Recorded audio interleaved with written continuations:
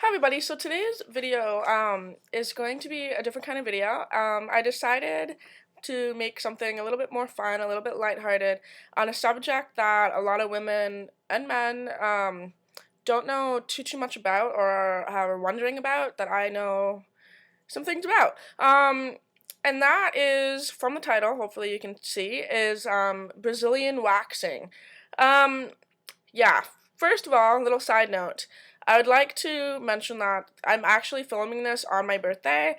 It's like 12:30 on my birthday in the morning. So yay, happy birthday me. I'm 22 now. Woo. So, well, later on in the day, but whatever. Yeah, so anyway, back to my subject. I'm going to talk to you guys about Brazilian waxing. Oh, actually, other side note, Crackle nail polish is the shit. Anyway, yeah, this is the shit. Okay, so Brazilian waxing. What is it? That's gonna be a main thing for people who don't know. What a Brazilian wax is waxing of all of your hair in your pubic area, and it's taking off everything. Now, the difference between a Brazilian wax and a bikini wax is a bikini wax will take off everything from, actually, you know what, I made a little diagram. Can you see this? Yeah, there you go. This is what 4 years of fine art class will show you how to draw. Okay, so this is a vahoo-hoo, right? Okay, so basically a bikini wax will take off, where am I pointing? We'll take off all the hair, say from like your thigh kind of area, you know what I'm talking about, and it will take off everything right here, so that when you put on a bikini brief or bikini bottoms, whatever, you have no hair right along this area.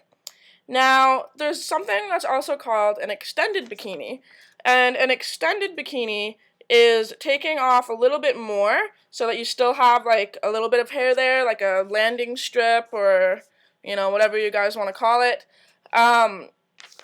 And then a Brazilian is taking off everything, and it's also taking off everything from the back. And from the back, I mean your bum hole. Let's just be perfectly blank here. It's all the hair that grows around your bum. So, what to expect when you go in for a Brazilian? I've been to a couple different places, and I've been sort of shown the ropes as to how to do it and how to do it properly. However, different places will change according to what they like to do, but generally speaking, this is how it should be run. First things first, you will go in, meet your waxer and all of that, and generally what they'll do is they'll leave you in the area that they're going to wax on, like a bed or, you know, whatever. Most of the times they will give you like feminine wipes or something like that just to freshen up your area. I do suggest, just for the sake of your waxer and so that you're more comfortable, to take a shower or something before you go. It's the same thing as if you were to go and get a pap test or anything like that. You want to make sure that you're clean and everything like that, just out of respect to whoever is going to be working around your cooch. That's probably just the best common knowledge kind of thing. But yeah, just so make sure that you're fresh. They'll give you feminine wipes and all that. Now, what to do when it actually comes to waxing? They'll give you like a towel to cover yourself up, and then your waxer will come back in, or you know, something like that after a certain amount of time that you've like undressed and got prepared. Then what they will do is they'll come in. Sometimes a waxer will ask you to leave your undergarments on. It's suggested to leave a thong on, like sort of like cotton thong underwear or whatever.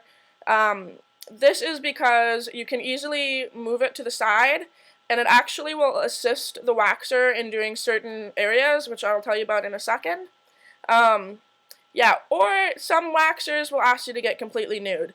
If you're uncomfortable getting completely nude, but yeah, just make sure that you ask. Like, if you have any questions, you like, should I take everything off or not? Just ask. Like, that's what they're there for, to make you feel comfortable when you are getting this done. Now, a lot of people are going to ask about pain. How much does it hurt? It does hurt. Any waxing of any areas are going to be uncomfortable the first time you do it. The more you do it, the more you're going to get accustomed, and your body's going to be able to tolerate more and more. Another thing, too, I'd like to mention is that it's going to hurt differently for different people. Pain is subjective. Something that may hurt me may not hurt you, and vice versa.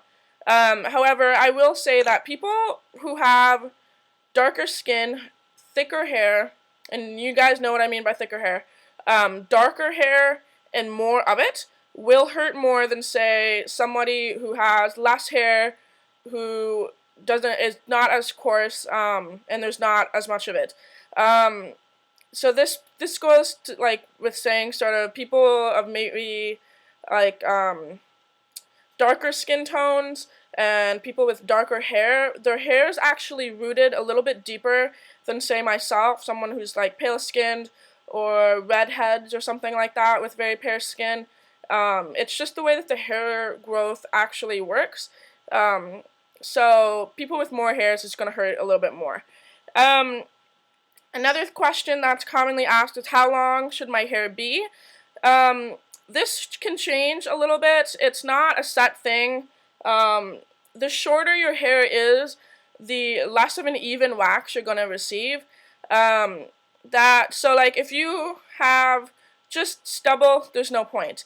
The suggested length is to have your hair be about the length of an eyebrow hair. Now, it can be longer than that, and that's fine. If you have full bush, let's be frank with you guys. If you have full bush going on where you haven't shaved or trimmed it in a very long time, it's suggested to trim it down before you go. And again, just make sure if you were to call to book an appointment, just to ask them, be like, how long should my hair be? I believe that it's by the book, it's supposed to be 1/4 of an inch long. Again, which is sort of like the length of an eyebrow hair or something like that. So that's that. Now for the actual procedure. I say procedure, but it sounds kind of medical. But for the actual thing, what you do, it's going to change on waxer. It's going to change on how they feel they can access areas better. But this is pretty standard in my case. What they will do is they'll get you to lie on your stomach first. And the reason they get you to lie on your stomach first is to wax the back area so that when you, instead of flipping from your back to your front so you're not sticky on the front. Yeah, and anyway. So what they'll do is they'll ask you to lay on your stomach, and depending on if you're fully nude or not, they basically will get you to spread your cheeks, your bum cheeks, and they will wax everything down that area. Now, again, it's not exactly super pleasant, but you can handle it. I trust you. You are strong. You can do it. Then once they're done with that area, what they will do is they'll flip you over onto your back, and they will start doing the front area. They generally will work, and here's my little diagram. They'll work from like this top area and then work their way down. Now, when they get to labia area, which I know everyone's like, ooh, I've seen different people do it differently. They can take something called a hard wax, and what it does is it's thicker, and they can put it on and then rip it all. This doesn't sound terrible, but they'll rip it all off at one go, and this is easier than taking sort of like a sticky wax and getting in all the crevices. It's just much easier to use a hard wax. Now, the most sensitive areas you would think would be around the labia and like the more delicate parts. It's not. It's actually all the hair up here on the top is, for me, hurts the most. It's not great. But yeah, it's over pretty quickly depending on your waxer, and it's beneficial if you hate shaving.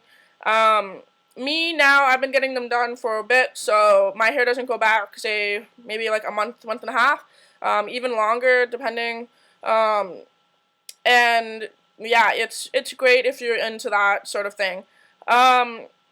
Now, benefits, again, it's just easier not to shave. if you like that look and you are prone to razor bumps, then that's also a good option. Yeah, so that's that. Now, a lot of people ask, like, okay, what price should I pay, and, like, where should I go to get it done? Try out different different people. If you go, like, I've been to places that charge $40, I've been to places that charge $60, I've been to places that charge $20. Just because somebody charges more doesn't necessarily mean that you're going to get a better service. The cheapest one that I found is actually my favorite one to go to get it done. So, there you go. Yeah. What else? Oh, another thing that I should mention. If you think that it's going to be really painful, you can take a couple Advil before you go, a couple hours before you go, and it'll help sort of sedate any pain. Also, there's this stuff that I cannot remember the name of it for the life of me.